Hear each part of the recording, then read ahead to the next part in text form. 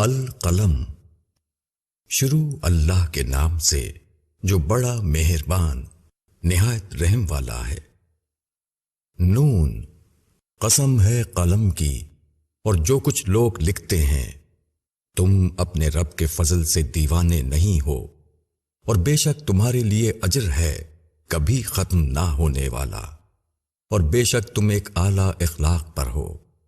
پس عنقریب تم دیکھو گے اور وہ بھی دیکھیں گے کہ تم میں سے کس کو جنون تھا۔ تمہارا رب ہی خوب جانتا ہے جو اس کی راہ سے بھٹکا ہوا ہے، اور وہ راہ پر چلنے والوں کو بھی خوب جانتا ہے۔ پس تم ان جھٹلانے والوں کا کہنا نہ مانو۔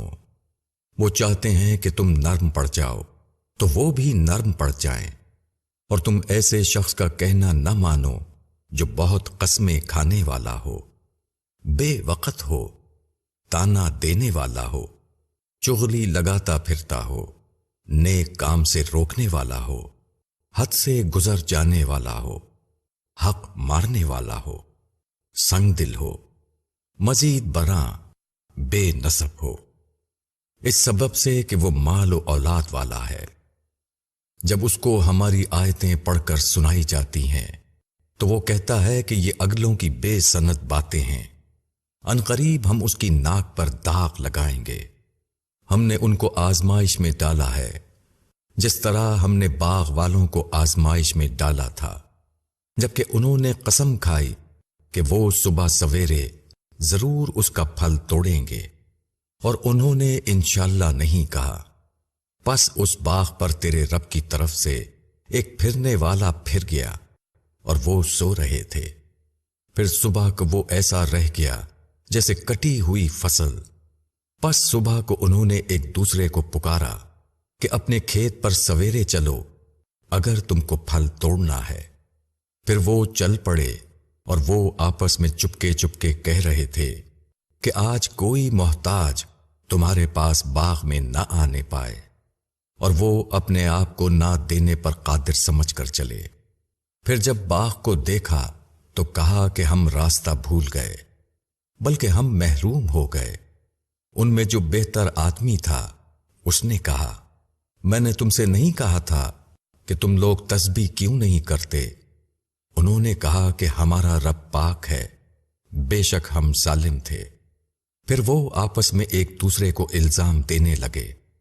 انہوں نے کہا، افسوس ہے ہم پر، بے شک ہم حد سے نکلنے والے لوگ تھے۔ شاید ہمارا رب ہم کو اس سے اچھا باغ اس کے بدلے میں دے دے، ہم اسی کی طرف رجوع ہوتے ہیں۔ اسی طرح آتا ہے عذاب، اور آخرت کا عذاب اس سے بھی بڑا ہے۔ کاش یہ لوگ جانتے۔ بے شک ڈرنے والوں کے لیے ان کے رب کے پاس نعمت کے باغ ہیں۔ کیا ہم فرما برداروں کو نافرمانوں کے برابر کر دیں گے؟ تم کو کیا ہوا؟ تم کیسا فیصلہ کرتے ہو؟ کیا تمہارے پاس کوئی کتاب ہے جس میں تم پڑھتے ہو؟ اس میں تمہارے لیے وہ ہے جس کو تم پسند کرتے ہو؟ کیا تمہارے لیے ہمارے اوپر قسمیں ہیں قیامت تک باقی رہنے والی، کہ تمہارے لیے وہی کچھ ہے جو تم فیصلہ کرو؟ ان سے پوچھو کہ ان میں سے کون اس کا ذمہ دار ہے۔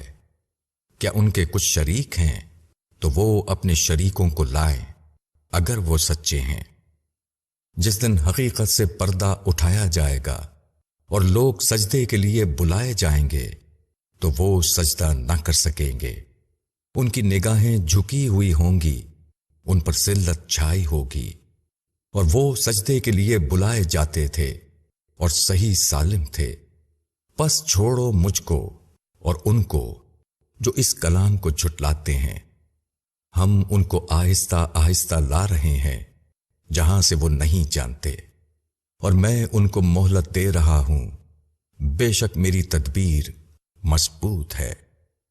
کیا تم ان سے معاوضہ مانگتے ہو کہ وہ اس کے تاوان سے دبے جا رہے ہیں، یا ان کے پاس غیب ہے پس وہ لکھ رہے ہیں؟